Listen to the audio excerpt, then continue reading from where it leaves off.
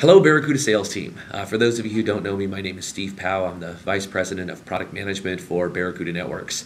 What we're going to do today is talk about the Barracuda Web Application Firewall. This is going to be a bit of an internal training session here.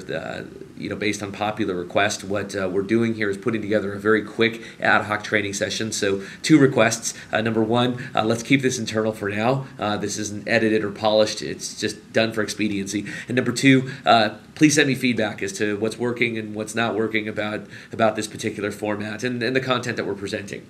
On the Web Application Firewall, I think that overall, I have found that among our VAR base, there's been a little bit of trepidation, probably because of the lack of familiarity with the actual technology, or maybe even the threats behind a web application firewall.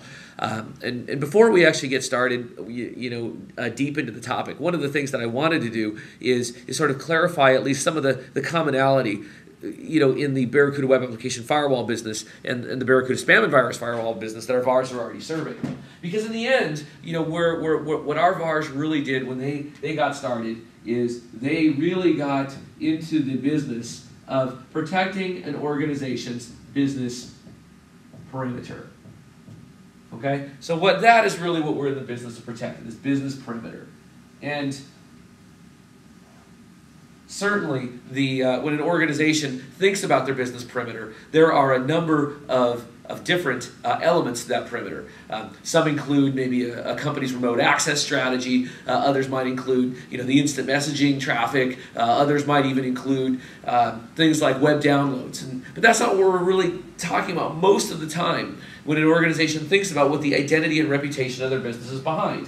Really, I think in the end, it kind of comes down to two things. One is, what's my email identity? In this case at Barracuda, my email is spout@barracuda.com. So I care about protecting the reputation of my email identity. The other is my web identity, right? And here, I'm www.barracuda.com.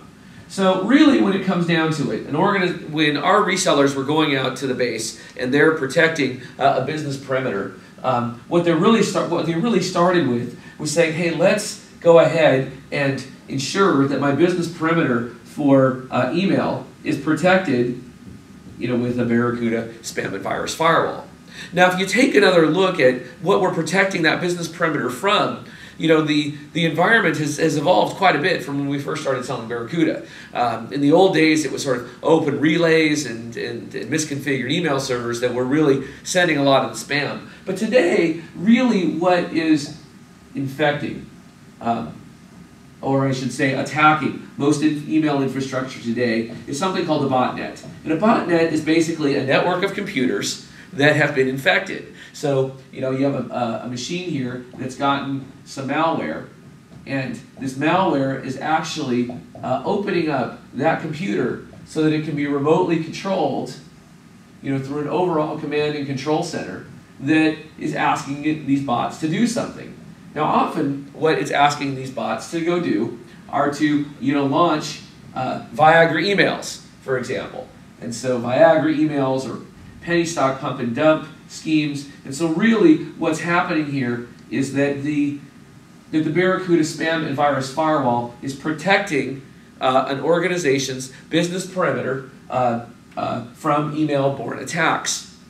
And what's happened now, as web application securities have become more and more well known, is that now that same botnet infrastructure that was formerly used just to send out Viagra emails and other forms of spam are now actually being used to run automated attacks, such as SQL injections against an organization. So that same set of bots is attacking the web infrastructure.